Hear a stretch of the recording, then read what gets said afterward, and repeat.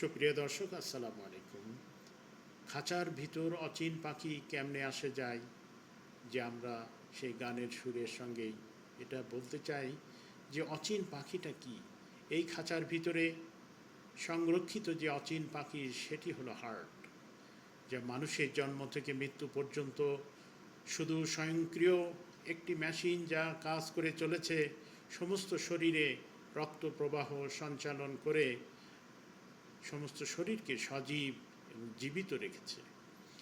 এই হার্টের কার্যক্রিয়া বন্ধ হওয়ার সঙ্গে সঙ্গেই এই খাঁচাটি নিথর হয়ে যায় এবং শ্বাস প্রশ্বাস, লাংসের যে অক্সিজেন আদান প্রদান, সব কিছু বন্ধ হয়ে যায়। তো এই খাঁচার ভিতরে যে অচিন পাখি, সেটি হলো হার্ট, যা জন্ম থেকে মৃত্যু পর্যন্ত মানুষের একটি স্বয়ংক্রিয় যন্ত্র।